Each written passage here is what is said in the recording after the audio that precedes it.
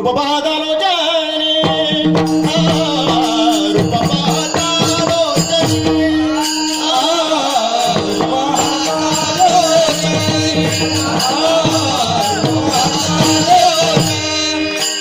सुख झाले ओ साजने सुख झाले ओ साजने साजने तुहा विठ्ठल बरवा बरवा तुहा विठ्ठल बरवा सुख झाले ओ साजने सुख झाले ओ साजने तुहा विठ्ठल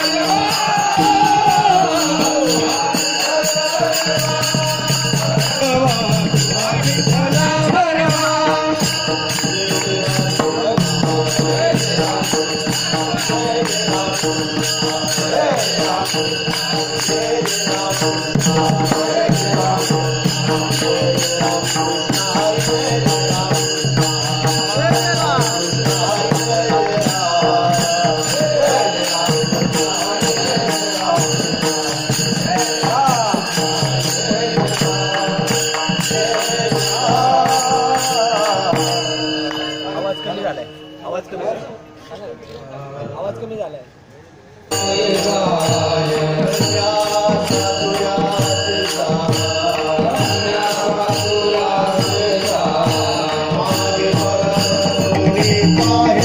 मागे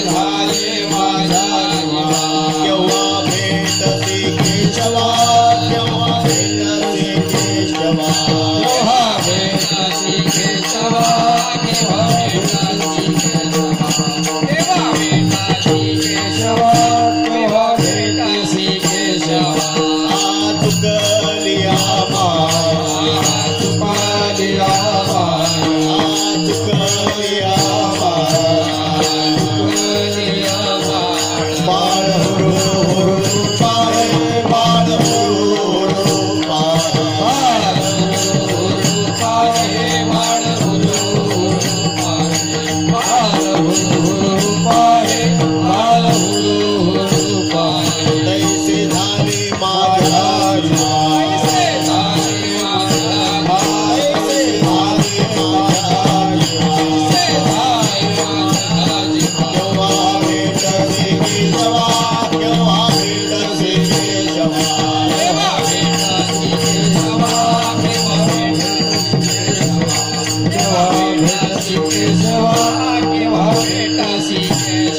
जीवना वेगळी मासू, जीवना वेगळी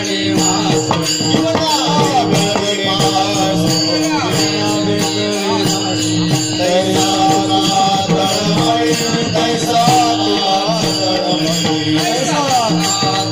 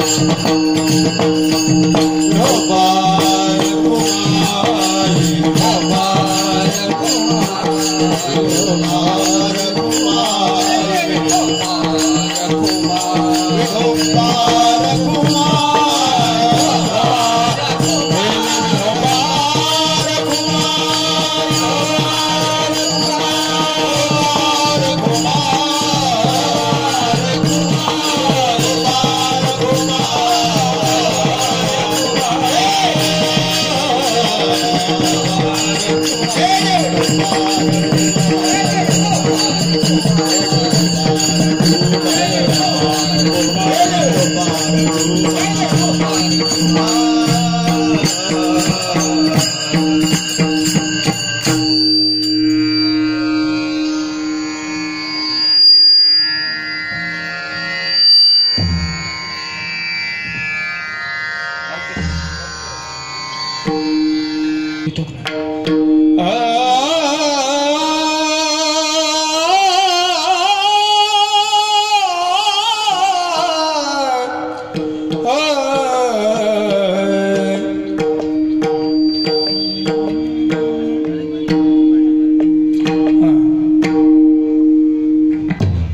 कन्या सासुरासे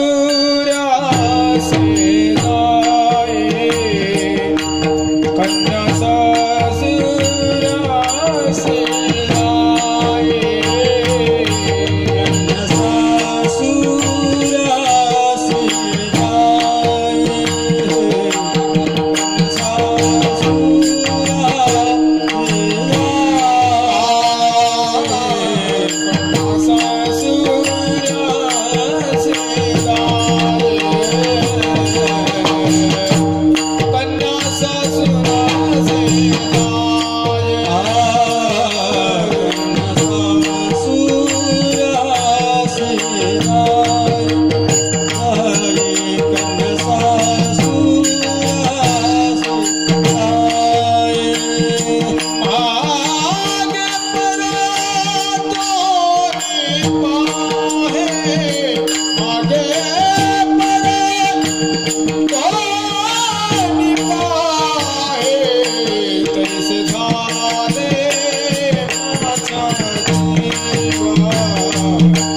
ऐसे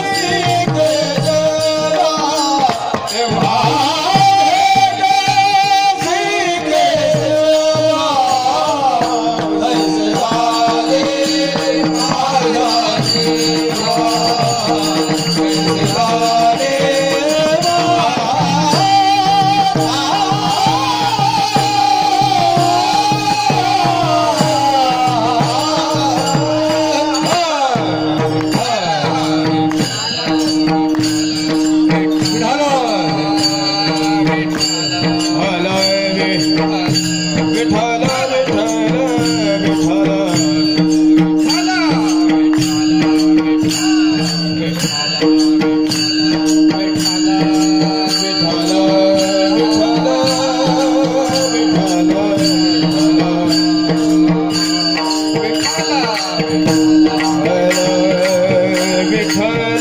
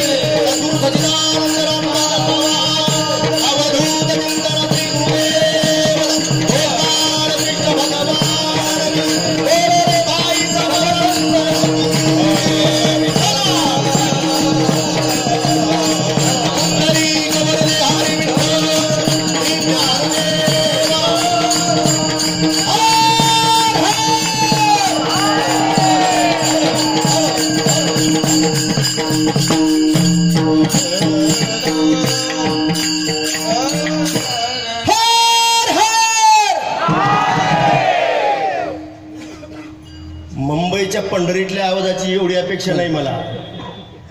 मुंबईची पंढरी म्हणून ज्या विभागाचं नाव घेतलं ते म्हणजे ही भटवाडी आहे. आवाज कसा पाहिजे?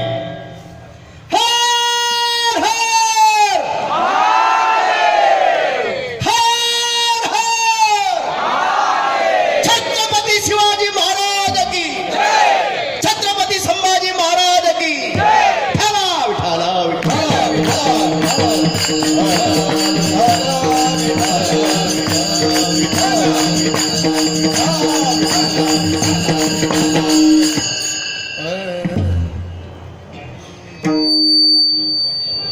कन्या सासुऱ्यासी जाय, मागे परतोनी पाहे.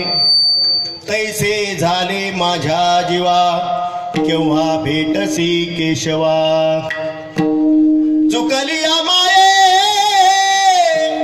बाळ हुर हुर पाहे.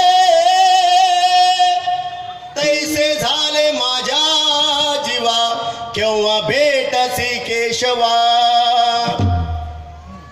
जीवना वेगळी मासोळी, तैसा तुका तळमळी. तैसे झाले माझ्या जीवा, केव्हा भेटसी केशवा. पांडुरंगा करू प्रथमा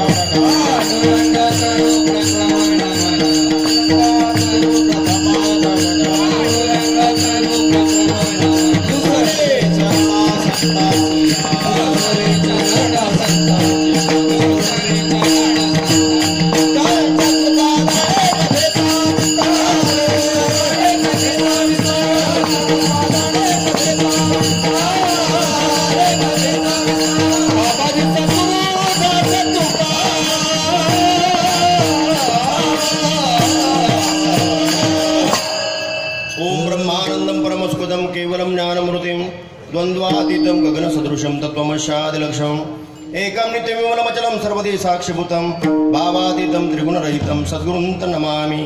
गुरुर्ब्रह्मा गुरुर्विष्णु गुरुर्देवो महेश्वरा. गुरु साक्षात परब्रह्म तस्मै श्री गुरुवे नमः. नमिला गणपती माऊली सारजा आता गुरुराया दंडवत. गुरुराया चरणी मस्तक ठेविले आपल्या स्तुतीला द्यावी मते. ओम नमो ज्ञानेश्वरा.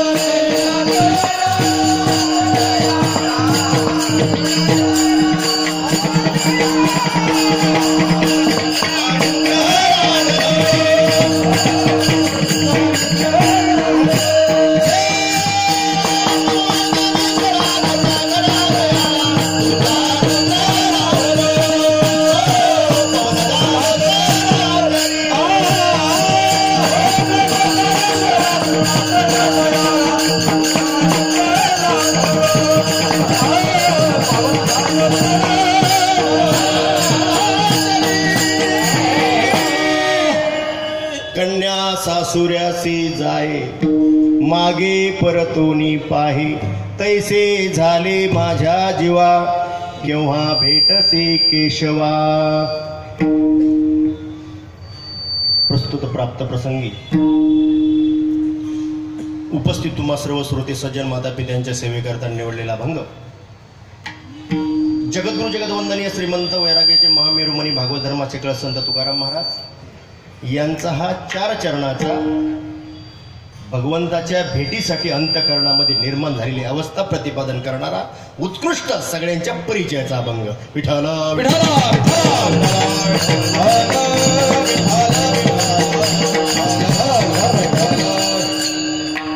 सेवेला सुरुवात करण्यापूर्वी थोडासा पर्यायाचा तो म्हणजे असा. आज या ठिकाणी मुंबईतील पंढरी म्हणून ज्या विभागाचा उल्लेख केला जातो ती म्हणजे भटवाडी. आणि या भटवाडी परिसराचे नेते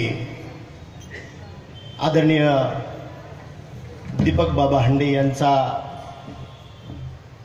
जन्मोत्सव, वाढदिवस नाही म्हणायचा, आपण भारतीय माणसं आहोत, जन्मोत्सव. आणि त्यानिमित्तानं पंचक्रोशीतील अखिल वारकरी समाज आणि अंतःकरणापासून दीपक बाबावर प्रेम करणे सर्व मंडळी आपणा सर्वांच्या सहकार्याने जन्मोत्सवानिमित्त कोण काय कार्यक्रम करतं, कोण काय कार्यक्रम करतं, परंतु एका भटवडीचा आदर्श मानावा लागेल की या साहेबाच्या वाढदिवसानिमित्त अखंड हरिनाम सप्ताह होतोय.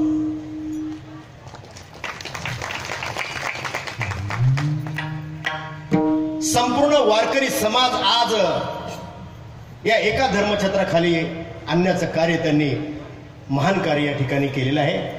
सर्वप्रथम मी त्यांना जन्मदिवसाच्या मनापासून हार्दिक शुभेच्छा व्यक्त करतो. आणि बाबांच्या नंतर त्यांचीच परंपरा वारसा चालवणाऱ्या आमच्या आदरणीय अश्विनीताई बाबा हांडे, हो, त्यांनाही मनपूर्वक या ठिकाणी मी त्यांचे हार्दिक अभिनंदन करतो. आज या ठिकाणी मला ज्यांनी तुमच्या पुढे उभं करण्याकरता निमंत्रण दिलं आपल्या सर्वांच्या वतीनं ते आमचे परमश्रेय आदरणीय हरिभक्त परायण पोपट महाराज आहेत. त्यांनी मला दिलेलं हे निमंत्रण आणि त्यामुळे तुमचं झालेलं मला दर्शन. विठ्ठल विठ्ठल.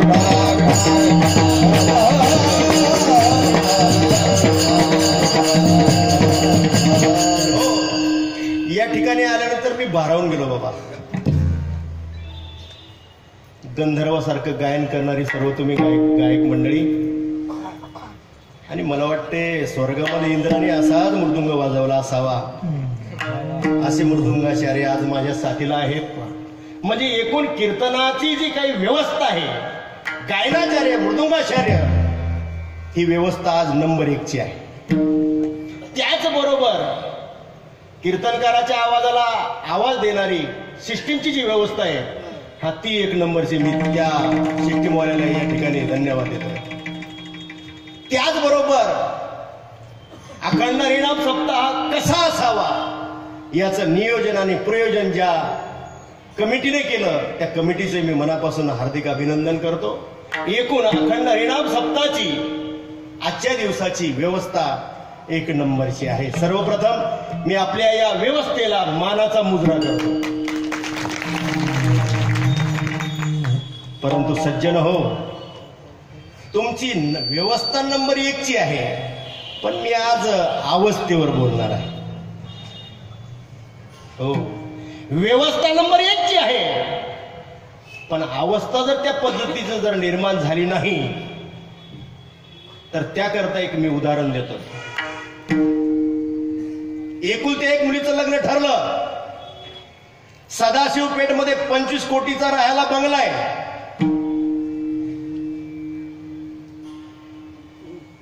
रोजचा टर्नओव्हर जो आहे तो 1.5 लाखाचा आहे. मुलगा डॉक्टर आहे, MD झालेला. फिरायला इंडियन गाडी नाही, BMW गाडी आहे. अशा मुलाबरोबर मुलीचं लग्न लागलं. मुलीच्या भविष्याची व्यवस्था 1 नंबरची बापाने पाहिली आणि मुलीचं लग्न लागलं. मुलगी नांदायला गेली. 1 वर्ष, 2 वर्ष, 4 वर्ष, 10 वर्ष, 12 वर्ष झाली, पण मुलीची अवस्था बदलायला तयार नाही, म्हणजे तिला मुलबळ व्हायला तयार नाही. व्यवस्था नंबर 1 ची होती.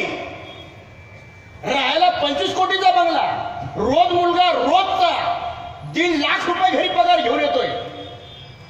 फिरायला BMW गाडी, ही व्यवस्था नंबर 1 ची आहे. पण 12-15 वर्ष झाले मुलीला मुलबाळ नाही. त्या मुलीचा संसार सुखाचा का दुःखाचा? मुलीची व्यवस्था नंबर 1 ची आहे, पण जर त्या मुलीची अवस्था बदलली नाही, तिला जर मूल झालं नाही तर मित्र हो, तो संसार मला वाटतं त्या मुलीचा सुखाचा नाहीये, तो दुःखाचा आहे. तसं परमार्थ करणाऱ्या मंडळींना हात जोडून विनंती करतो, साधू संतांनी परमार्थ केला, व्यवस्थेचा कधीच विचार केला नाही.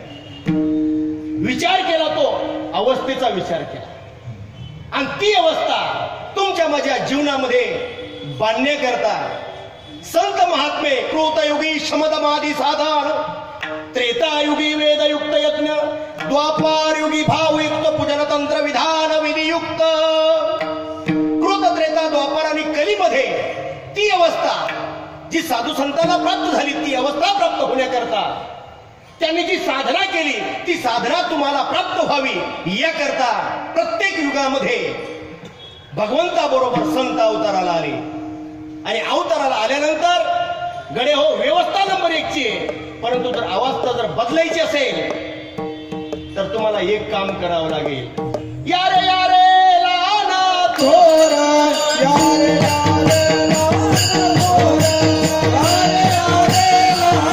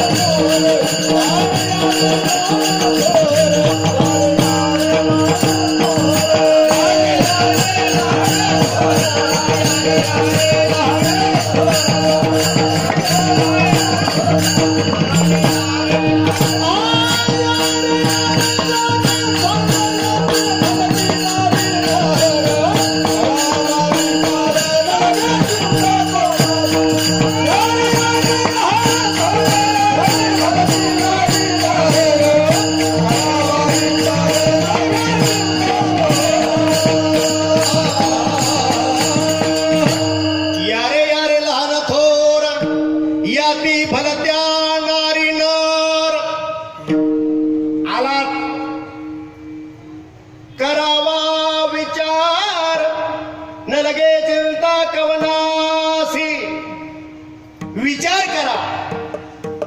प्रपंचामध्ये एखाद्या वेळेला व्यवस्था नसेल ना, म्हणजे राहायला घर नसेल, झोपडपट्टी असेल, पण त्या घरामध्ये जर एखादं जर बाळ जर पाळण्यामध्ये खेळत असेल ना, तर मला वाटतं तो संसार सुखाचा. म्हणजे व्यवस्था नसू द्या प्रपंचामध्ये, अवस्था पाहिजे. तशी परमार्थामध्ये देखील ज्ञानोबराय म्हणतात, आलाय धर्म मंडपामध्ये किंबहुना सोय जीव आत्मयासी लाहे, जेथ जे होय तया नाम सुख, आणि ऐसी अवस्था न जोडता पार्था, जिजेती सर्वथा दुःखची जाण. आलात, व्यवस्था नंबर 1 ची आहे, पण ज्ञानोबराय सांगतात त्याप्रमाणे जर अवस्था निर्माण झाली नाही तर मग परमार्थ आपला खऱ्या अर्थानं फलीभूत होणार नाही. आणि आपला परमार्थ फलीभूत होण्याकरता महाराज परमार्थामध्ये सर्व साधू संतांनी अवस्थेला प्राधान्य दिलं व्यवस्थेपेक्षा. सांगा ना, आळंदीमध्ये ज्ञानोबराची काय व्यवस्था होती? काय व्यवस्था होती ज्ञानोबराची? धर्म मार्तंडांनी गृहस्थाश्रम संन्यास सोडून समर्पित केला. संन्यास सोडला, गृहस्थाश्रम स्वीकारला म्हणून आळंदीकरांनी विठ्ठलपंत आणि रुक्मिणी मातेला गावाच्या बाहेर काढलं. काय व्यवस्था होती ज्ञानोबराची? 4 घर भिक्षा मागायला गेले विठ्ठलपंत, तर महाराज दरवाजे दार बंद केले आळंदीकरांनी. इंद्रायणीच्या पाण्याला स्पर्श करायला गेले तर इंद्रायणीच्या पाण्याला स्पर्श करू दिला नाही. ही व्यवस्था ज्ञानोबराची आई वडिलांची. ज्ञानोबराची काय व्यवस्था आहे? जन्माला आले, निवृत्ती, ज्ञानदेव, सोपान, मुक्ताबाई, 4 रत्न. कुठं बंगल्यामध्ये जन्माला आलेत का? काय व्यवस्था होती? इंद्रायणीच्या काठावर सिद्ध बेटामध्ये गवताची झोपडी, अंथरायला जमीन, पांघरायला आकाश. ज्ञानोबरायचा जन्म या व्यवस्थेमध्ये झाला. 4 घर भिक्षा मागायला गेले तर महाराज आयुष्यभर फक्त अव्हेर अव्हेर अव्हेर. शेवटी विठ्ठलपंतांनी धर्मसभेला हात जोडले. मायबाप, मी गुन्हा केला, मला काय शिक्षा द्यायची तेवढी शिक्षा द्या, पण माझ्या लेकरांना तरी न्याय द्या. माझ्या लेकरं मोठी झाली, त्यांची मुंज तरी व्हावी याकरता काहीतरी माझ्यावर कृपा करा. त्यावेळेला त्या धर्मसभेचे असलेले अध्यक्ष गणेश भट्ट याने आदेश दिला, विठ्ठलपंता, जर तुमच्या मुलाची मुंज व्हावी, त्याला धर्मामध्ये घ्यावं अशी तुमची इच्छा असेल तर देहांत प्रायश्चित्त घ्यावं लागेल. महाराज लेकराचं भविष्य डोळ्यासमोर ठेवून आई बाप मध्यरात्री या 4ही लेकरांना झोपेमध्ये ठेवून देहांत प्रायश्चित्ताला निघून गेले. मला कथा सांगायची नाही. ज्ञानोबराची काय व्यवस्था होती आळंदीमध्ये त्यावेळेला. आणि ज्या वेळेला हे लेकरं सकाळी उठली, आई नाही, बापही नाही, आणि आळंदीकर तर पायाजवळ उभं करायला तयार नाहीत. ही लहान लहान चिमुकली लेकरं महाराज आई बाप गेल्यामुळं अगदी पोरकी झाली. आणि पोरकी झालेली लेकरं 2 दिवस फक्त आक्रोश आक्रोश आक्रोश त्या झोपडीमध्ये. गाव आपलं नाही, आई वडील होते, आई वडील सोडून गेले, आता काय करायचं. आणि अशा आक्रोशामध्ये 2 दिवस अन्न नाही, पाणी नाही. मुक्ताला आणि सोपानाला ज्ञानदादा म्हणतो निवृत्तदादाला, दादा तुम्ही या लेकराला सांभाळा, 2 दिवस झाले काहीच अन्न नाही, पाणी नाही यांच्या पोटामध्ये. मी जातो आता आळंदीमध्ये. आईबाबांनी घेतलं तर ते अंत प्रायश्चित्त, आता तरी आपली ही मंडळी व्यवस्था करतील. मी जातो भिक्षा मागण्याकरता, हे 2 लहान लहान लेकरं तुम्ही सांभाळा.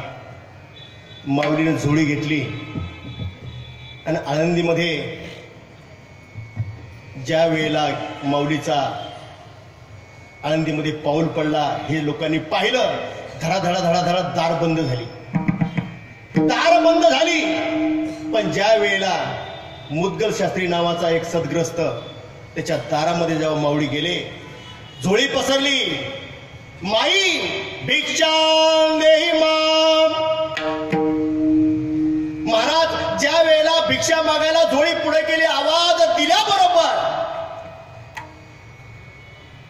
मुद्गल शास्त्रीची पत्नी हातामध्ये भिक्षा घेऊन आली वाढण्याकरता. महाराज धर्मपंडितांनी दिलेला न्याय मान्य करून आईबापांनी देहांत प्रायचित्त घेतलं.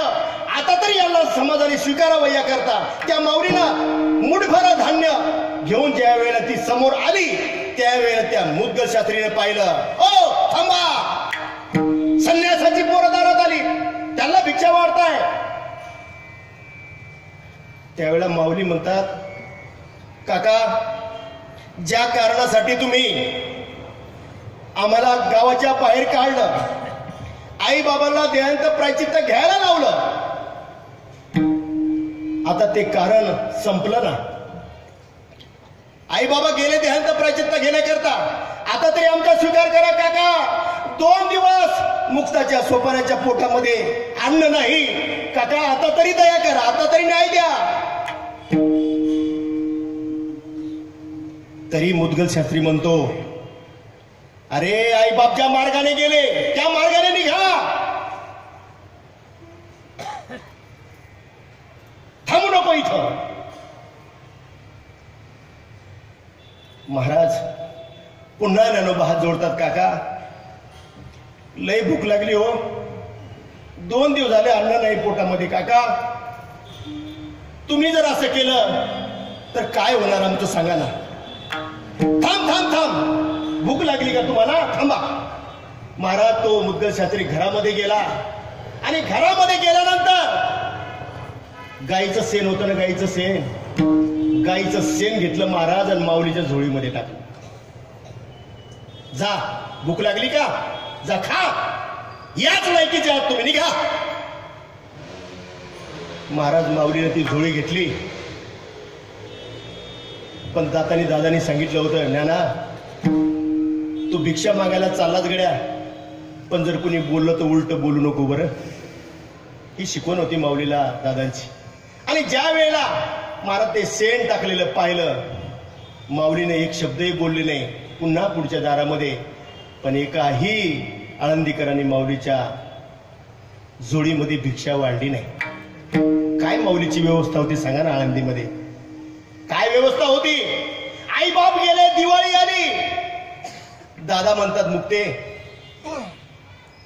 आई लय सुंदर मांडे करायची, मांडे खाण्याची इच्छा झाली, तू मांडे बनवतीस का. हो दादा, हा तुमची इच्छा झाली ना, मी मांडे बनवते. आई मोठी मोठी बनवत होती, मी छोटी छोटी बनवते बरं दादा. तुम्ही एक काम करा, तुम्ही स्नान करून या, मी तोपर्यंत मडकं घेऊन येते, खापर घेऊन येते म्हणले मांडे भाजण्याकरता. म्हणून मुक्ता आळंदीमध्ये आली. मी कशा करता सांगतोय सगळं. काय व्यवस्था होती ना करायची, व्यवस्था नव्हती महाराज. मांडे मागण्या करण्याकरता मडकं मागायला गेली, खापर मागायला गेली मुक्ता. जात असताना विसोबा खेत्राने घोड्यावरून पाहिलं, सांगितलं, ए कारटे कुठं निघालीस. काका दादाला आईची आठवण झाली, मांडे खाण्याची इच्छा झाली, म्हणून कुंभारवाड्यामध्ये चालले खापर आणण्याकरता. अरे तुम्ही संन्यासाची लेकरं, तुम्हाला मांडे खाण्याची इच्छा होते का. मारा तो थांबला, रस्ता घोड्यावरून ताडताड कुंभारवाड्यात गेला, सगळ्या सांगितलं, खबरदार संन्यासाच्या पोराला खापर द्याल तर. आणि निघून गेला महाराज तो विसोबा खेचर. छोटीशी मुक्ता ज्यावेळेला कुंभारवाड्यामध्ये गेली, धार धार धार लोकांनी दार लावून घेतली. पण महाराज जगी ज्यास कोणी नाही त्याशी देव आहे, कुणीतरी एखादा त्राता त्या ठिकाणी निर्माण होतो. हो महाराज, एक माऊली आली ते खापर घेऊन, मुक्ते घे हे खापर घेऊन जा. खापर घेतलं महाराज अगदी आनंदामध्ये, आता दादाला मी मांडे करून देईन. आणि महाराज खापर घेऊन आनंदामध्ये मुक्ता निघाली. समोर पुन्हा तो विठोबासाठी आला आणि हातात खापर पाहिलं. जसं खापर हातामध्ये पाहिलं तशी बुटा सहित लाथ घातली महाराज आणि ते खापर खाली आदळलं. खापराचे तुकडे तुकडे झाले आणि मुक्ताबाई आक्रोश करू लागली, काका अहो काय आम्ही अन्याय केला, अहो ज्यांनी अपराध केला ते देहांत प्रायचित्त घेण्याकरता निघून गेले, काय केला आम्ही, काय अन्याय केला. मुक्ता रडत रडत रडत रडत झोपडीमध्ये आली आणि झोपडीमध्ये आल्यानंतर महाराज भूक लागलेली असताना, मांडे खाण्याची इच्छा असताना देखील खापर मिळू दिलं नाही, भिक्षा मिळू दिलं नाही. काय व्यवस्था होती ज्ञानोबरायची आळंदीमध्ये. पण त्या ज्ञानोबरायची अवस्था सांगू का, ज्ञानोबरायची अवस्था धर्म मार्तंडाने सांगितलंय, ज्ञान्या तुझं नाव ज्ञानदेव आणि हा पखालीचा आहे ना अरेडा याचाही ज्ञानदेव, तू जसा बोलतो तसा तो बोलेल का. महाराज ज्ञानोबरायच्या अंतःकरणाची काय अवस्था होती. होय माझ्यामध्ये जे आत्मतत्व आहे तेच त्याच्यामध्ये आहे. सर्व घटी राम देहा देही एक सूर्य प्रकाशक सहस्ररश्मी. हा जो माझ्यामध्ये वास करतो तो त्याच्यामध्ये वास करतो, ही ज्ञानोबरायची अवस्था. मला तसा तू बोलतो तसा तो बोलेल का. होय रेडामुखी वेद बोलविला, रेडामुखी वेद बोलविला,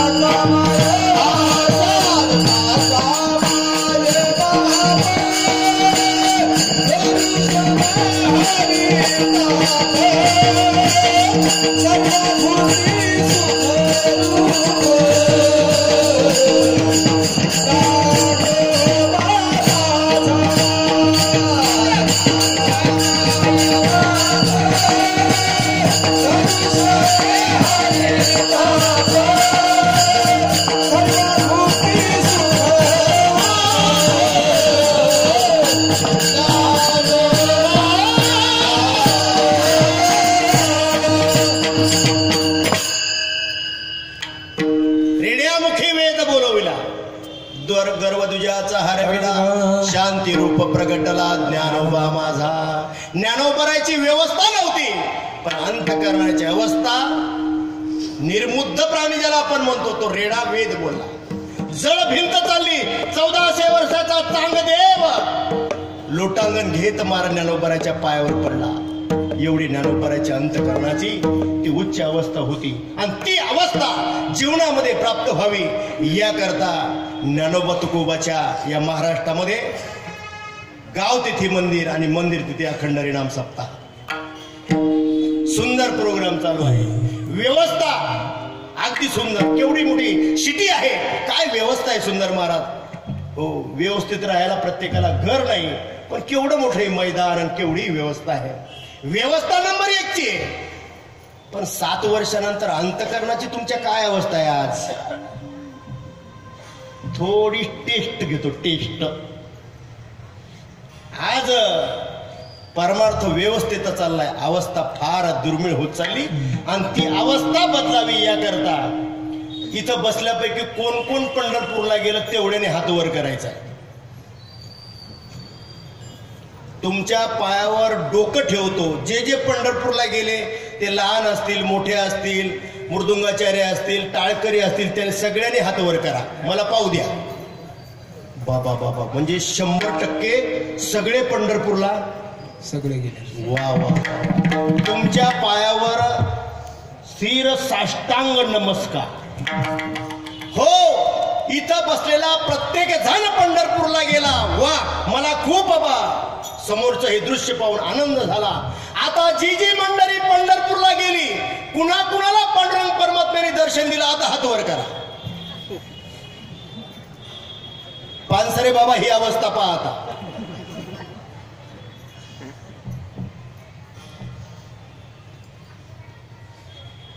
मुंबईची पंढरी, हो ही भटवाडी. पंढरपूरला कोण कोण गेलं? सगळेच गेले. पण पंढरपूरला गेल्यानंतर पांडुरंगाचं दर्शन कुणाकुणाला झालं? तुमच्या डोक्यावर तुमच्या पायावर डोकं ठेवतो, तुम्हाला ज्ञानोबाची शपथ आहे, एकदा हात वर करा. ज्यांना ज्यांना पांडुरंग भेटला. विठ्ठल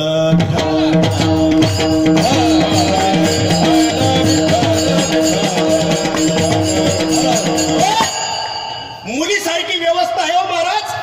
त्या मुलीची काय व्यवस्था कमी होती का? 25 कोटीचा बंगला, फिरायला BMW गाडी, पण तिला मुलबाळ झालं नाही. व्यवस्थेला काय जाळायचं का?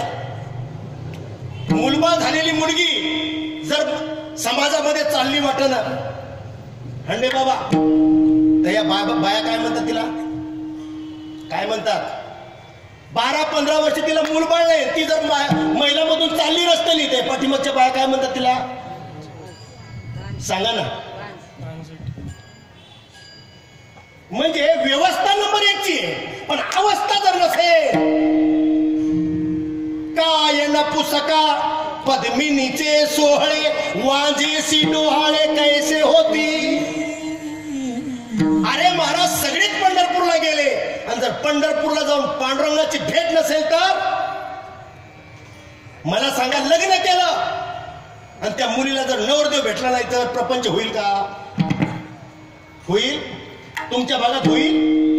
अरे लग्न ज्याच्या करता केलं, तो जर पती भेटत नसेल तर जसा त्या पतिव्रतेचा प्रपंच होऊ शकत नाही, तसा भक्ती करणाऱ्या भक्ताला जोपर्यंत पांडुरंग परमात्मा भेटत नाही तोपर्यंत तुमच्या परमार्थाची सुरुवातच नाही. जा विठाला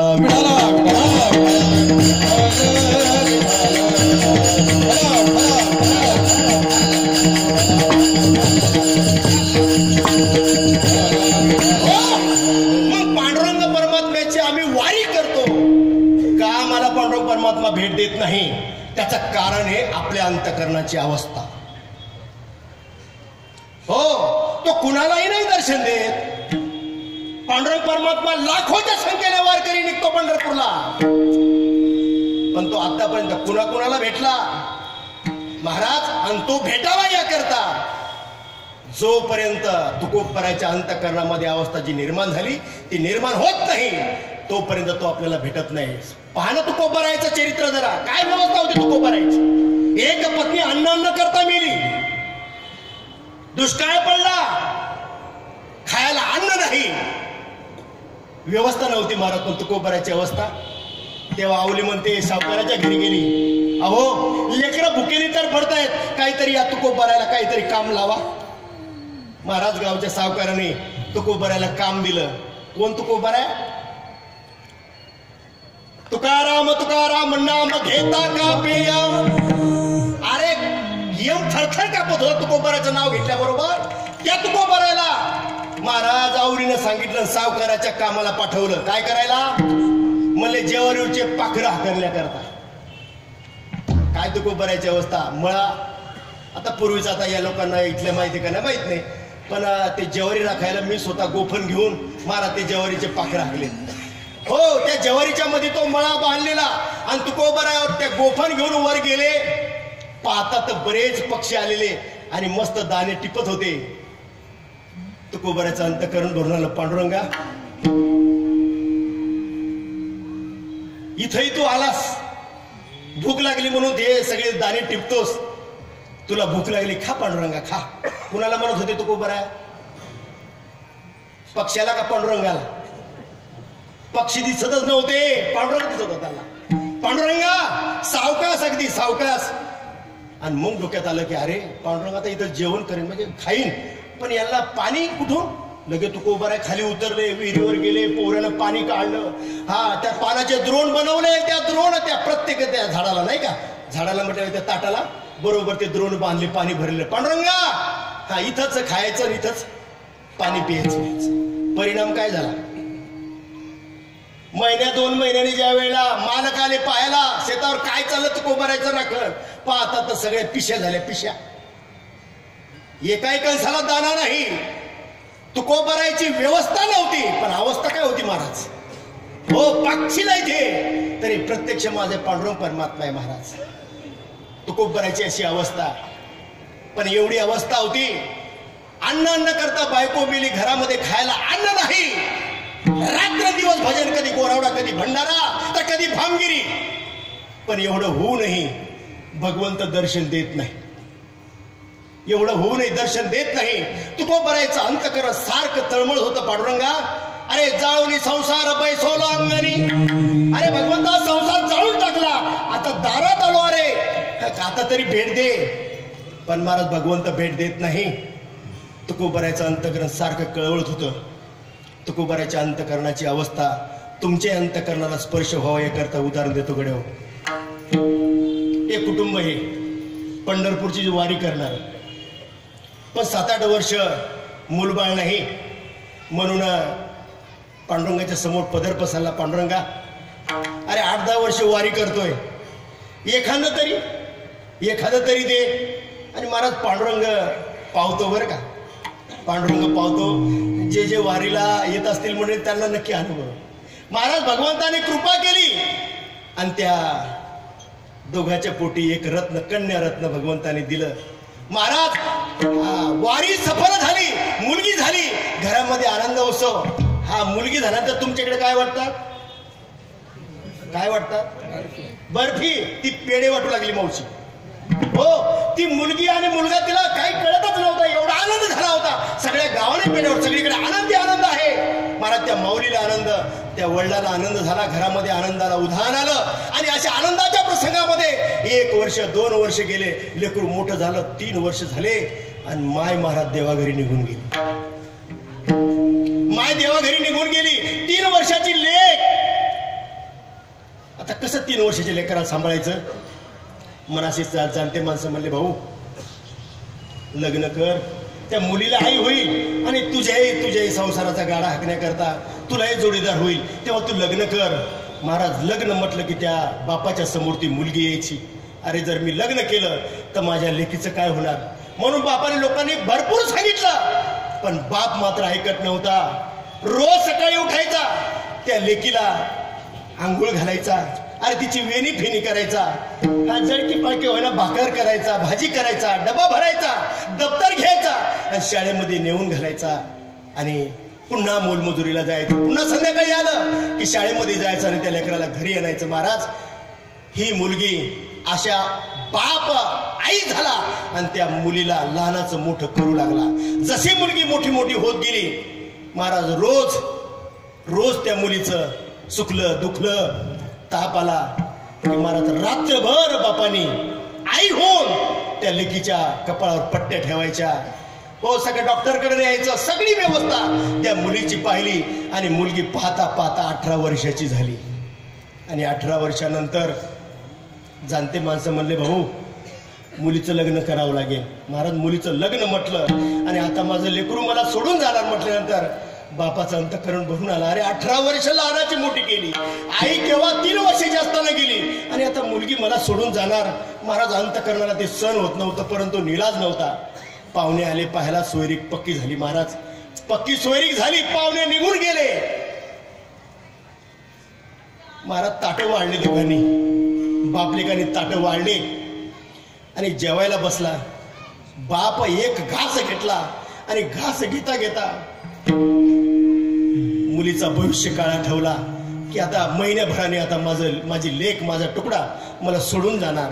महाराज अंतकरण भरून आलं, कंठ भरून आला. बापाने तसाच घाट टाकून दिला आणि घरामध्ये गेला. होम रडू लागला. मुलीने ती पाहिलं, मुलीने घाट टाकून दिला आणि मुलगी बापाला समजावले, बाबा तुमची जर इच्छा असेल तर मी लग्न करत नाही, पण रडू नका तुम्ही. खूप समजावण्याचा प्रयत्न केला. महाराज रात्रीचा दोघेही तसेच उपाशी गेले. पुन्हा दुसरा दिवस उजाडला. पण शेवटी महाराज मुलीचं लग्न म्हटल्यानंतर सगळी तयारी सुरू झाली.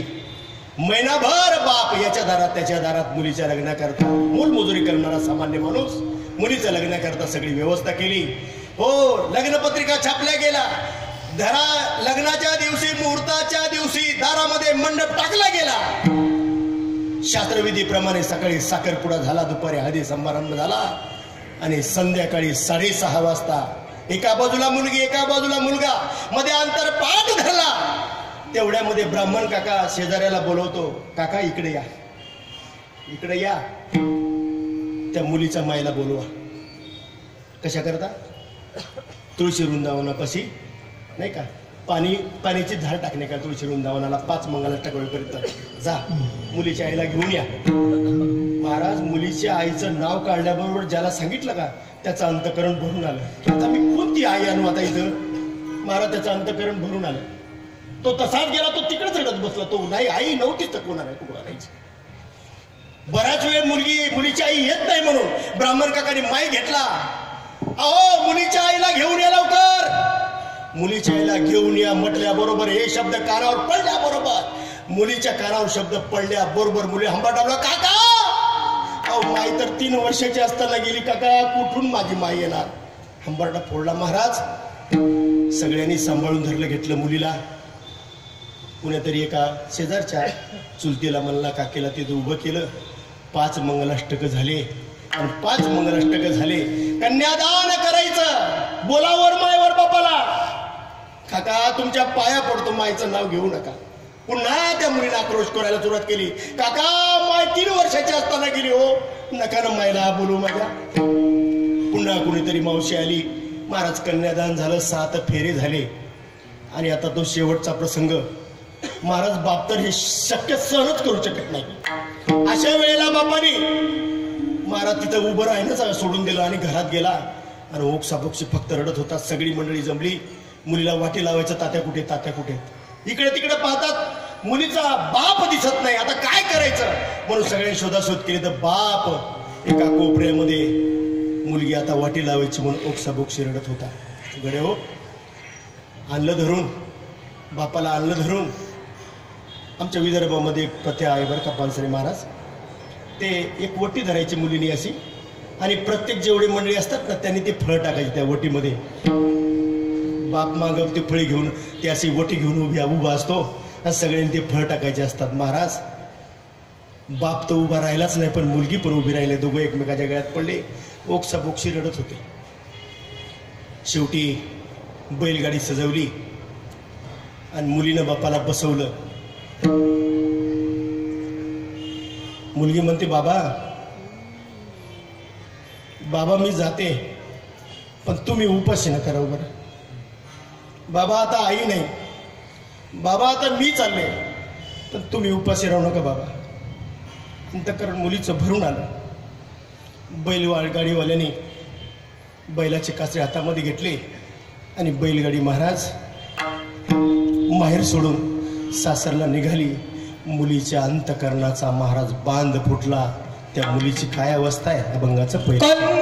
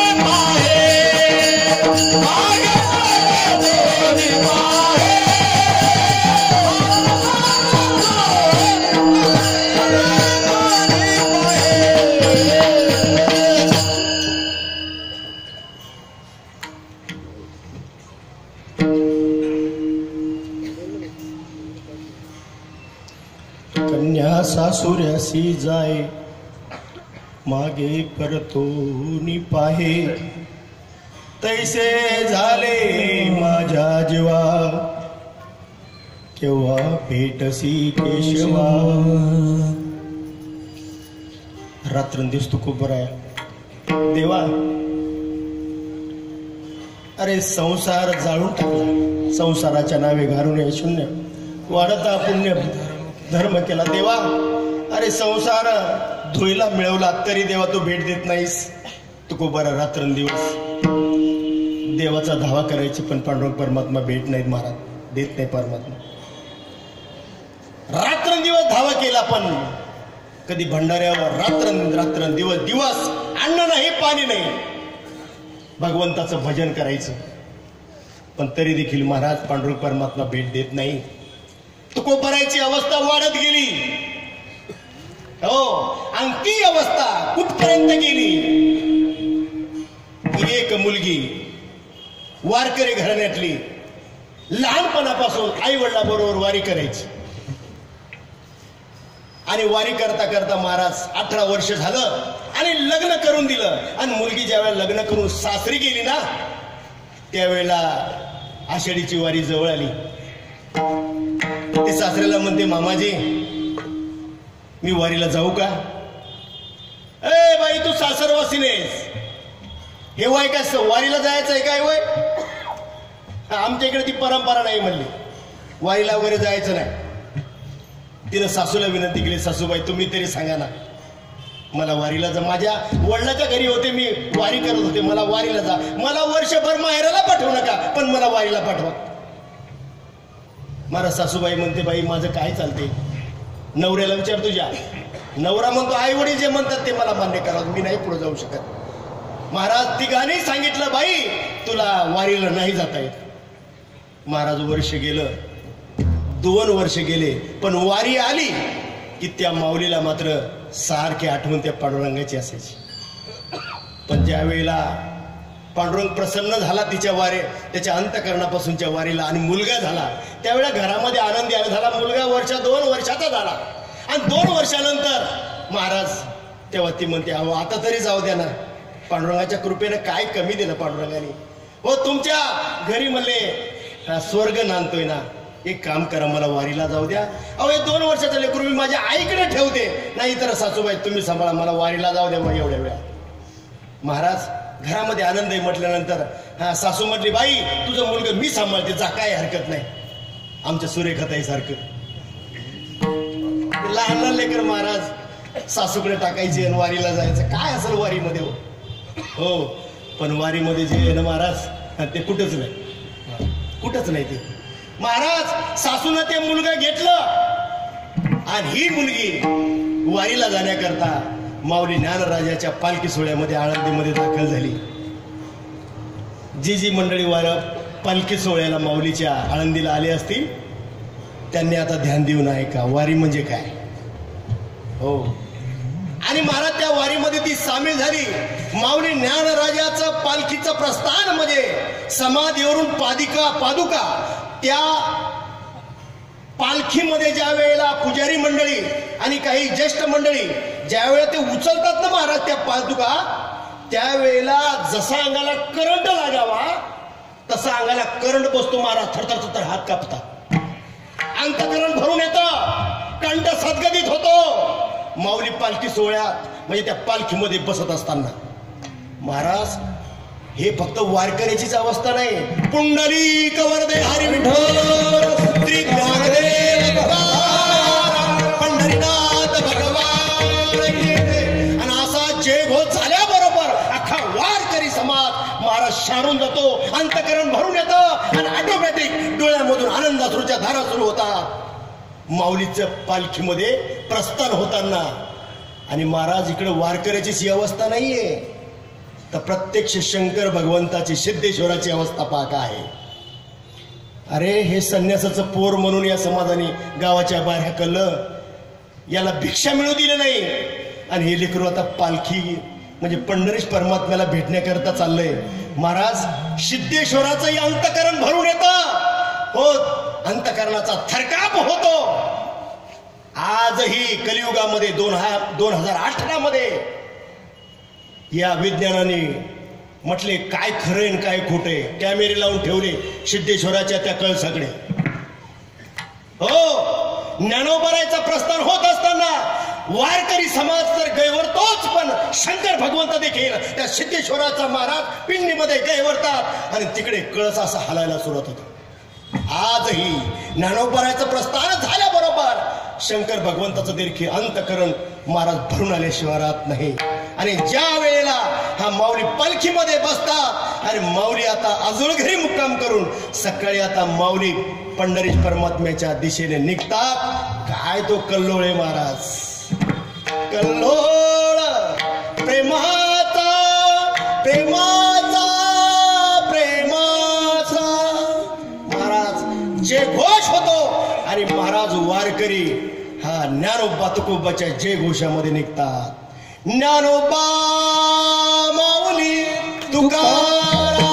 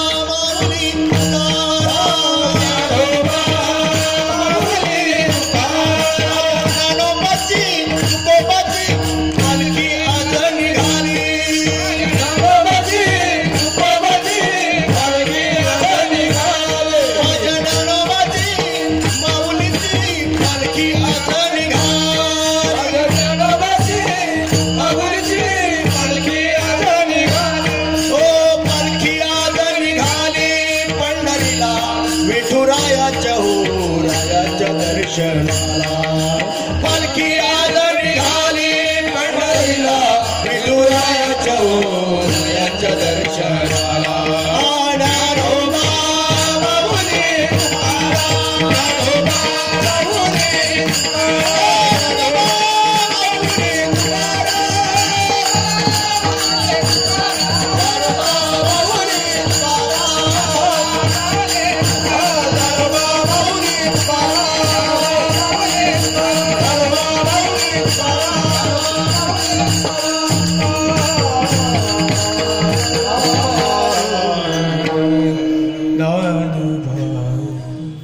पहिला मुक्काम पुण्यनगरी.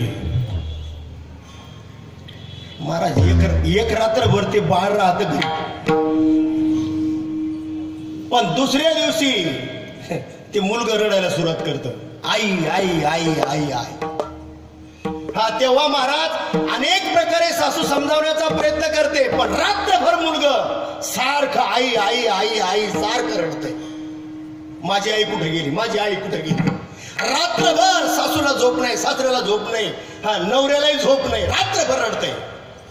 काय करायचं, शेवटी यांनी ठरवलं आता हे पोरगे तिच्या जवळ देऊन टाक. महाराज उचलतात त्या मुलाला आणि पुण्याच्या मुक्कामी सकाळी, हे बाई हे तुझं पोरगण, तुला कसं जायचं ते ठरव. शेवटी गावच्या लोकांना सांगतात बाळ चाललंय तिच्या बरोबर, तिला सांभाळून न्या. बरं महाराज ती मुलगी त्या लेकराला घेते हो जवळ. वारीच्या वाटेनं महाराज काय भाग्यवान आई वडील असतील, एवढा लेकर घेऊन वारी करतात हो. आपले लंगोटे बाबाचं पोरग होतं एवढंच हो. ते घेऊन महाराज वारीला मुलगी निघाली आनंदामध्ये. आता वारीमध्ये काय व्यवस्था आहे तसं पाहिलं तर काय व्यवस्था आहे, हे वरून चर धारा पावसाच्या चालतात, मरणाचा पाऊस खाली नाही का, वर खाली पाऊस वर पाऊस. भूक लागली की काय व्यवस्था आहे वारकऱ्याची, सगळी तयारी असते बरं का दिंडी करायची. सारखा तर पाऊस असतो, कसा स्वयंपाक करणार, स्वयंपाक करायला जागा नाही. तर मग शेवटी हा दिंडी प्रमुख म्हणतो, हो आचारी बुवा काय ना म्हणले होत्या आळंद पिठलं भात हो द्या मला, आता काय करता. महाराज भूक लागलेली असती बरं का, दिवसभर चालायचं, भूक लागलेली असती, पण आता काय करणार, व्यवस्था असते तर काय हो. मग काय नाही, पिठलं घ्यायचं मस्तपैकी करायचं, भात घ्यायचं ताटामध्ये, ते काय पंक्तीला बसायला जागा नाही, मग बुफे पार्टी, मग लागा वारकरी लाईन. मग ते ताट घ्यायचं आणि एका वारकऱ्याने भात घ्यायचा आणि एकाने ते आळण टाकायचं पुढं व्हायचं. आता पुढे गेल्यानंतर ते आळण थोडं घट्ट असतं, पण ते पातळ करायची गरजच नाही, कारण वरून पाऊस चालू असतो त्याच्यामध्ये. हो, वरचा पाऊस आणि आळण मारा करायचा, कसा तरी खायचं आणि पुन्हा नंबर तो करा. संध्याकाळ झाली, आता दिवसभर चालल्यानंतर कुठंतरी विसावं तरी चांगलं पाहिजे ना महाराज. संत श्रीपाद बाबा रामदास पालखी सोहळ्याबरोबर आलेल्या मंडळीची फार व्यवस्था आहे महाराज तसं पाहिलं तर. पण जर वारकऱ्याची जर व्यवस्था पाहिली ना, आम्ही पाहतो अरे पाणी साचलेलं असतं त्या काळ्या वावरामध्ये आणि तिथे तंबू टाकलेले असतात. त्या नागट्टीमध्ये एवढा चिखल आणि ते तंबू टाकून, ते तंबू टाकणारे माणसं कुठे जिथे त्यांची जागा असते तंबू टाकून देतात. ते कसं झोपायचं तुम्ही ठरवा महाराज. दिवसभर चालायचं, संध्याकाळी झोपायचं त्या एवढे चिखल कसं झोपायचं. मग या झाडाच्या फांद्या त्या झाडाच्या फांद्या टाकायच्या आणि त्याच्यावर खाली तार टाकायच्या आणि त्याच्यावर बिछाना टाकायचा. काय झोप लागते सांगावं तुम्हाला. अरे इकडे श्रीमंताला गोळ्या खाऊन लागत नाही झोपा. हा महाराज, व्यवस्था नसते, पण काय अंतःकरणाची अवस्था असते महाराज वारकऱ्याच्या. ती अवस्था जीवनामध्ये प्राप्त व्हावी याकरता तर माझे जीवीची आवडी पंढरपुराने नगुडी. ज्ञानोबांनी वारीची परंपरा अंतःकरणाची अवस्था बदलण्याकरता सुरू केली. पण आज सगळी मंडळी अवस्थेपेक्षा व्यवस्थेमध्ये अडकली म्हणून अवस्था निर्माण होत नाही. आणि ती अवस्था निर्माण व्हावी याकरता महाराज पालखी सोहळा आळंदीपासून पंढरपुरापर्यंत वाखरीला गेला. आणि वाखरीला गेल्यानंतर माऊलीच्या पालखीचे बैल सोडले गेले. वाखरीपासून पालखी नेण्याचा मान कुणाचा आहे माहिती का? ज्याच्या गळ्यात माळी नाही, वडार समाजाची माणसं महाराज, काळे काळे कुट्ट असे तगडेच्या तगडे, आणि तो माऊलीचा तो दोर घेतात खांद्यावर आणि माऊलीचा पालखी सोहळा पंढरपुराच्या दिशेने निघतो महाराज. ते दृश्य पाहायला गेलं ना तुम्ही, हा तुम्ही कधीच असं म्हणणार नाही की आपला रिक्षाचा धंदा बुडतो आणि आपल्या नोकरीचा पगार बुडतो. एकदा ते दृश्य त्या सोहळ्यामध्ये एकदा चालल्यानंतर महाराज गेले. महाराज त्या आनंदाचा सोहळा सगळे संत पंढरपुरामध्ये दाखल झाले आणि प्रदक्षिणा करता करता काय महाराज तो ज्ञानोबा माऊली तुकाराम भजन चाललंय. त्या सगळे वारकरी ते रंगलेले. तेवढ्यामध्ये ते लेकरू कडेवर त्या मुलीच्या त्या ताईच्या ते आता ते वारकरी नाचतात असे मस्त ते लेकरू पण काय घेतात असं उड्या मारतंय. मग तेवढ्यामध्ये ती म्हणतो मला खाली नाचू दे, खाली नाचू दे मला. ते लेकरू म्हणते कडेवरचं. आता ती आई नाचते पण त्याला नाचवलं. मग तिनं काय केलं, सोडलं तिला खाली. महाराज सोडलं, आनंदामध्ये चाललं. जसा मागून घोळका आला, हो जसा घोळका आला तसा सगळे वारकरी एकावर एक आणि महाराज सगळा तो तिथं चंगराचंगरीला झाली. ती लेकरू एकीकडं आणि आई एकीकडं. मला सांगा, एवढ्या आनंदाने गेलेली माय त्या लेकराला घेऊन वारीसाठी गेली. पंढरीशाचं दर्शन राहिलं आणि लेकरू चुकलं. आता एवढ्या लाखोच्या समाजामध्ये कुठं लेकरू गेलं हो काही पता लागला नाही. आणि माय कोणत्या दिशेने गेली काही पता नाही. लेकरू रडतं मायच्या करता आणि माय रडती लेकरा करता. तेवढ्यामध्ये पोलिसांनी पकडलं, त्याला घेतलं आणि पोलीस स्टेशन मध्ये नेलं. त्याला बिस्किट दिलं. ते खाईल का? खाईल नाही. आई आई आई आई करून ते टावा फोडते. तुकोबाराय म्हणतात हा पंढरीश परमात्मा मला भेटावा या करता त्या लेकरासारखी माझी अवस्था झाली. पांडुरंगा मला केव्हा भेट देशील? अभंगाचं तिसरं चरण. चुकलिया माये चुकलिया माये चुकलिया माये चुकलिया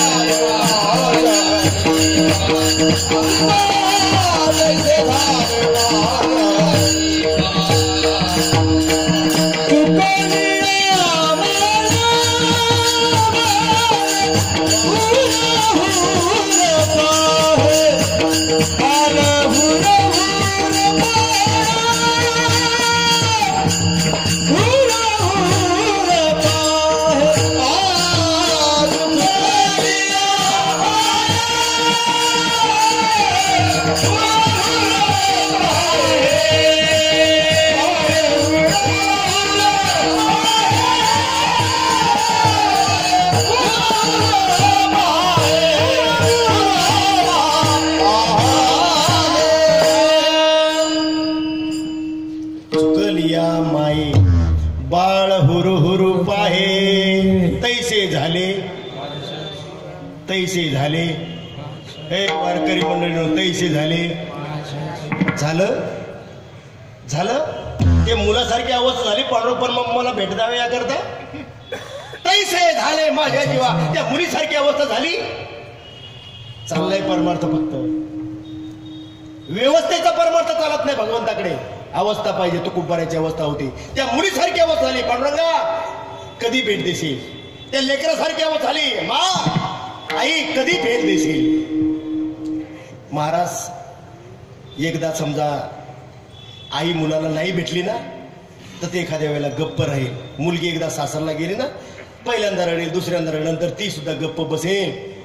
पण मासा पाण्यातला काढल्यानंतर तो जसा पाण्याशिवाय राहू शकत नाही, तुकोबरा देवाशिवाय राहू शकत नाही. अशी अवस्था अति उच्च कोटीची तुकोबरायची झाली. अभंगाचा शेवट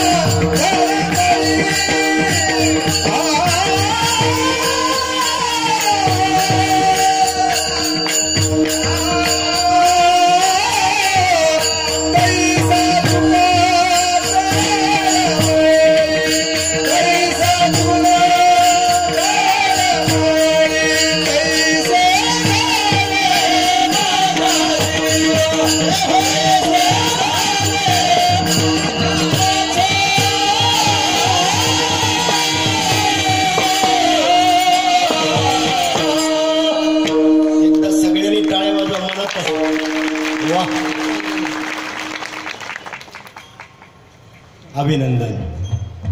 पण तैसे झाले मास झालं का? जीवना वेगळी मासोळी. पाण्यातून मासा काढल्यानंतर तुपात राहतो का? तुपात पाण्यापासून वेगळा केलेला मासा जसा तडफडतो तशी तडफड पांडुरंगाने भेटावी, दर्शन द्यावं, याच करता तुकोबारायची झाली. महाराज, अशी ज्या वेळेला तुकोबारायची अवस्था झाली त्यावेळेला प्रत्यक्ष पांडुरंग परमात्मा माझ्या विठोबाचा कसा प्रेम भाव, विठोबाचा कसा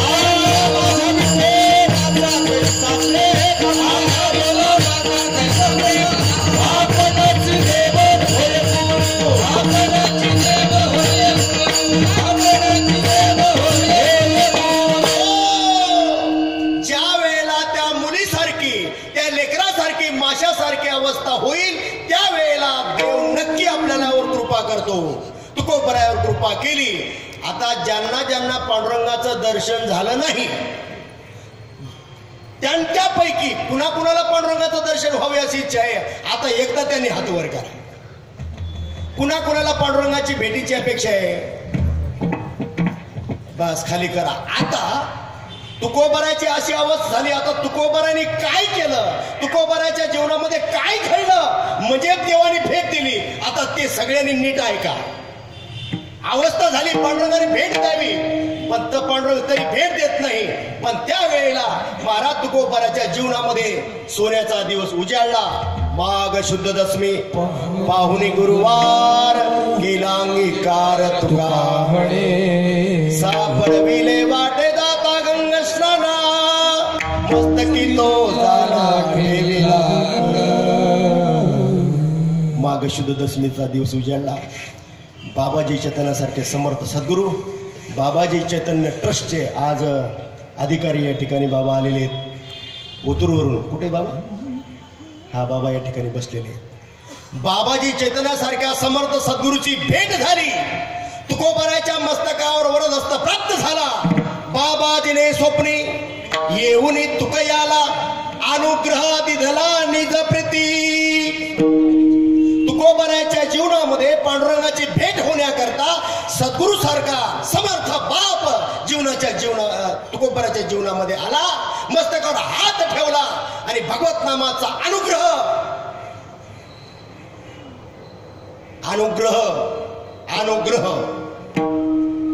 ओम नमो ज्ञानेश्वरा करुणा करा दयाळा. तुमचा अनुग्रह लाधलो.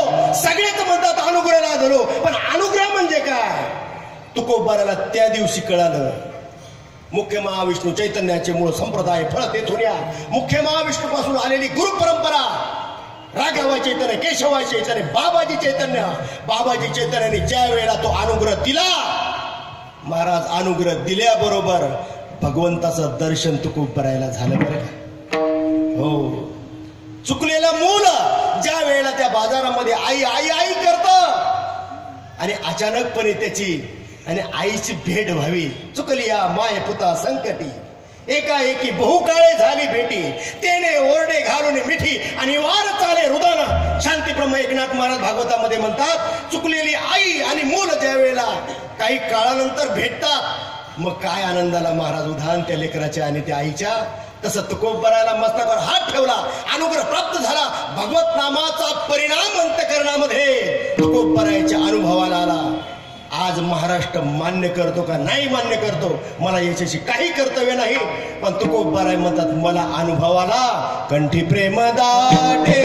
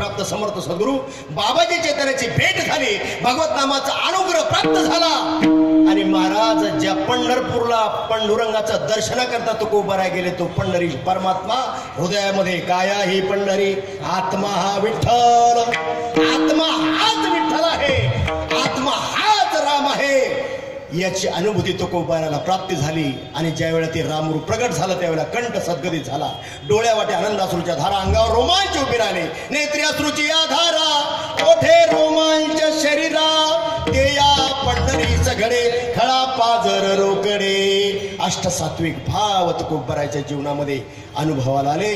आणि महाराज हीच अवस्था तुमच्या जीवनामध्ये जोपर्यंत प्राप्त होत नाही तोपर्यंत वारी सफल नाही, तोपर्यंत गाथा पारायण सफल नाही, तोपर्यंत ज्ञानेश्वरीचं पारायण सफल नाही. आणि ही अवस्था प्राप्त व्हावी याकरता महाराज तुकोबरायांनी हो कधी भंडारा, कधी गोरावडा, कधी भामगिरी, पण गोरावड्यावर भामगिरीवर नाही ती अवस्था प्राप्त झाली. ज्या दिवशी सद्गुरू भेटले, अनुग्रह प्राप्त झाला, त्यावेळेला ही अवस्था प्राप्त झाली. गडे हो, आपल्या जीवनामध्ये काही करा, पण जोपर्यंत सद्गुरूची जीवनामध्ये भेट होत नाही तोपर्यंत शक्य नाही. माझं मत नाही, तो खूप बराय म्हणतात, सद्गुरू वाचोनी सापडे ना सोय, धरावे ते पाय. कधी मधी इथं तर गोड पेंड खातय. सद्गुरू वाचोनी सापडे ना सोय, धरावे ते पाय. आधी आधी शिक्षण नंतर सद्गुरू आधी, नोकरी नंतर सद्गुरू आधी, लग्न नंतर सद्गुरू आधी. तुम्हाला काय करायचे तुम्ही करा, पण मी ठरवलं होतं. हो, शिक्षण नंतर सद्गुरू आधी, लग्न नंतर सद्गुरू आधी, प्रपंच नंतर सद्गुरू आधी. हे जेव्हा ठरवलं तेव्हा ते कुठंतरी कणभर हाताला लागलं गड्या. हो, नाही तर मग काय नाही, लग्न होऊ द्या, मुलं बाळ होऊ द्या, सर्व्हिस होऊ द्या, रिटायर होऊ द्या, आणि मग ज्ञानबा तुकाराम निघू द्या. नाही जमणार. अरे म्हणे नाही भाव, म्हणे देवा मला पाव. नाही नाही नाही, आधी प्रपंच नंतर परमार्थ शक्य नाही ते. हो, देव काही बाजारचा भाजीपाला नाही र. आणि तो देव प्राप्त व्हावा, ती अवस्था अंतःकरणामध्ये प्राप्त व्हावी याकरता या अभंगाची जशी तुकोबारायची अवस्था तेव्हा देवाची भेट झाली सज्जन हो, तशी आपल्या अंतःकरणाची जोपर्यंत अशी अवस्था होत नाही तोपर्यंत सद्गुरू भेटत नाहीत. आणि सद्गुरू जोपर्यंत जीवनामध्ये भेटत नाही तोपर्यंत भगवंताच्या भेटीचा साक्षात्कार, त्याला आत्मसाक्षात्कार म्हणतात, तो जीवनामध्ये प्राप्त होत नाही. आणि तो प्राप्त व्हावा याकरता ज्ञानोबा तुकोबारायांनी, नाथरायांनी, नामदेवरायांनी प्रयत्न केला. आणि तो प्रयत्न आज महाराष्ट्रामध्ये माझ्यासारखे 50 ते 60 हजार कीर्तनकार या महाराष्ट्रामध्ये प्रयत्न करतात. पण माणसं ऐकतात का? माणसं ऐकतात? माणसं ऐकत नाहीत. माणसं कीर्तन ऐकतात पण माणसं ऐकत नाहीत. माणसं ऐकत नाहीत. MIT इंजिनिअरिंग कॉलेजमध्ये सर्व्हिस करतोय पुण्यामध्ये. दुपारचा लंच ब्रेक झाला महाराज, आणि काही प्रोफेसर मंडळीने आम्ही टेबलवर भोजनाकरता डबे उघडले. आता जेवण करायचंय. तेवढ्यामध्ये वारकऱ्याची, वारीला चालणाऱ्या वारकऱ्याची काही परंपरा आहे. हो, वारीला जेव्हा वारकरी जेवायला बसतो त्यावेळेला शर्ट काढून जेवायला बसतो. बिना शर्ट घातलेला वारकरी जेवायला बसत नाही. आता गेले 20 वर्ष माऊली ज्ञानोबाराच्या बरोबर सर्व्हिस करून वारी करतो. पण आता काहीतरी नियम पाळायचे म्हणून आता कॉलेजमध्ये थोडं शर्ट काढून बसता येते, पण काही नियम पाळायचं म्हणून या शर्टाचे असे 2-4 बटन मी असे ओपन केले आणि जेवायला सुरुवात केली. वागता वागता वागता वागता गळ्यातली माळ बाहेर आली. माळ बाहेर आल्याबरोबर समोरच्या प्रोफेसर, सिव्हिल इंजिनियर, सोलापूर जिल्ह्यातल्या देवळाली गावच्या, फक्त नाव नाही सांगत, मला म्हणता सर. म्हणलं काय? म्हणलं तुम्ही बुवा दिसताय. कोणी बाई? महाराष्ट्रातली माळकऱ्याची चेष्टा करते. सर तुम्ही बुवा दिसताय. मला आतापर्यंत काय बाई होतो का? महाराष्ट्रातल्या मंडळीला अजून माळ का घालतात हे अजून माहिती नाही. म्हणले सर ती माळ घातलीच पाहिजे का? काय म्हणते ती बाई? सोलापूर जिल्ह्यातली, पांडुरंगाच्या जिल्ह्यातली. मला म्हणते सर ती माळ घातलीच पाहिजे का? म्हणलं मॅडम लग्न झालं का? म्हणजे लग्नाचा माळीचा काय समज? मला नाही जवळचा. म्हणले लग्न झालं का? म्हणले हो. किती मुलं? एक मुलगा एक मुलगी. मग आता उद्या ड्युटीवर येताना गळ्यामध्ये मंगळसूत्र घातलंच पाहिजे का? म्हणले मंगळसूत्र जर गळ्यात नाही घातलं तर तू बुवा घरात घेईल का? तुटका प्रपंच करायचा, गळ्यामध्ये मंगळसूत्र पाहिजे. मग माझ्या पांडुरंगाचा परमार्थ करायचा, गळ्यामध्ये हे मंगळसूत्र नको का? माझं मत नाही, माझं ऐकूच नका तुम्ही. तुळशी माळ गळा गोपी चंदन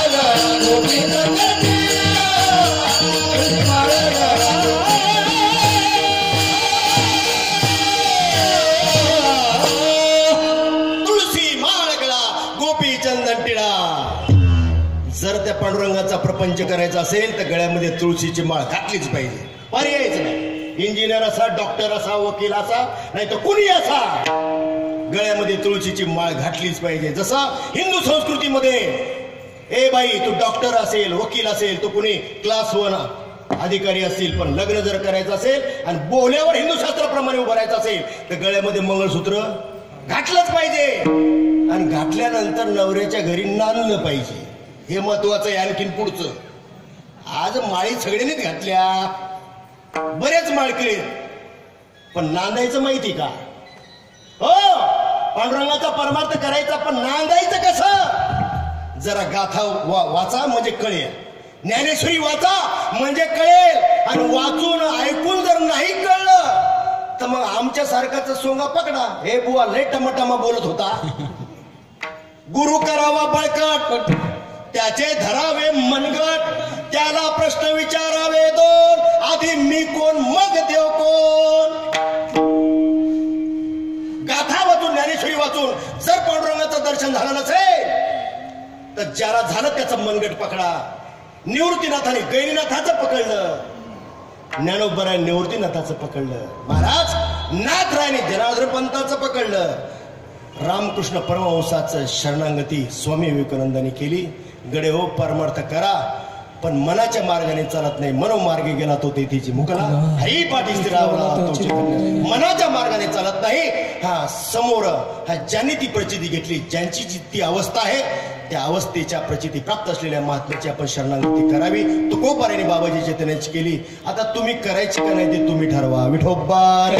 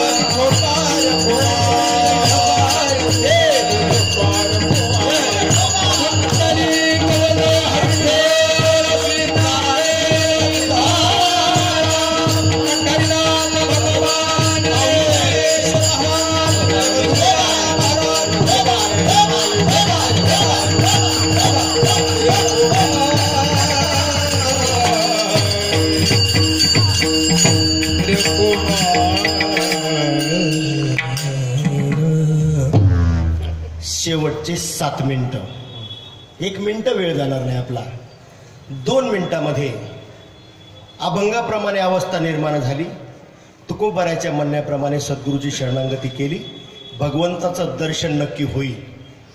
हे जर तुम्हाला कीर्तनात नाही कळलं तर उद्या तुमच्या मुलाचं लग्न करत असताना तो ब्राह्मण काका काय म्हणतो जरा त्याकडे लक्ष द्या. म्हणजे तुम्हाला कळेल की आजच्या कीर्तनकाराने काय सांगितलं ते तुम्हाला उद्या लग्नात कळेल.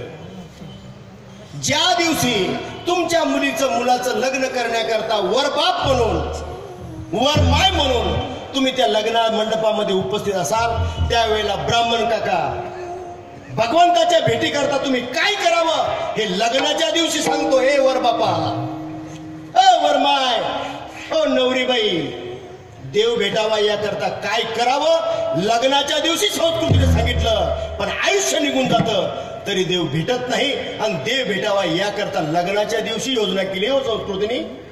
अंतरपाठ धरला आणि ब्राह्मण काका सांगतो, ऐका मंडळी, सावधान, जर तुम्हाला देव भेटावा, देव स्वरूपाची प्राप्ती व्हावी असं जर वाटत असेल तर एक काम करा. आता सावधान समय, म्हणजे चपला घेऊन निघायचं करू नका, नाही तर सावध वसाला निघतात घराकडे. काय सांगते ब्राह्मण काका याच्याकडे जरा टकुऱ्यात लक्षात ठेवा. आता सावधान समय, साधा समीप पैसे. देव कुठे? समीप. समीप म्हणजे प्रत्येकाच्या जवळ.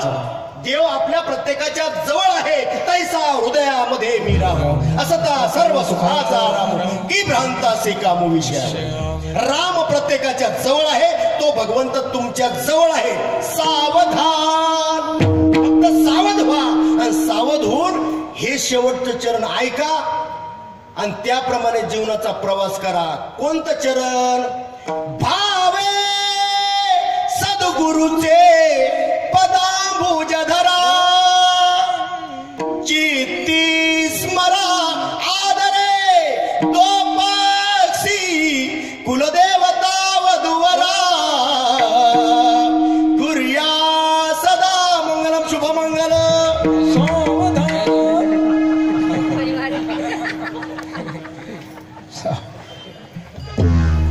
वराड आलं पोटासाठी, नवरा मरो तर नवरी मरो, काय मेनो केला.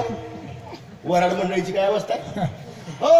वराडाला पोटासाठी, नवरदेवाला नवरीसाठी, आणि आपण आलो अजून सद्गुरू केला. लग्नाच्या दिवशी सांगितलं का नाही आजीबाई? सांगा, तुमच्या लग्नाच्या दिवशी असंच म्हटलं होतं ब्राह्मण काकांनी. केला सद्गुरू हो, प्राप्त झाला अनुग्रह.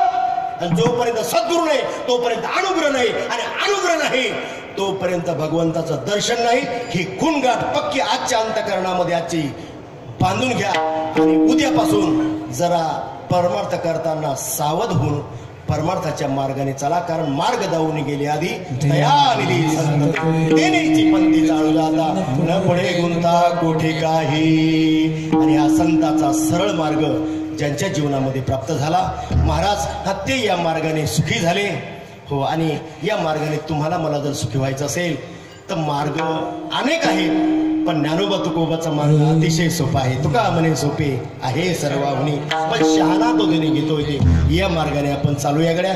आणि म्हणून हा मार्ग या भटवाडीमध्ये, या परिसरामध्ये अतिशय जोमाने चालावा याकरता हो आदरणीय बाबांनी हा खंड हरिनाम सप्ताह सुरू केला.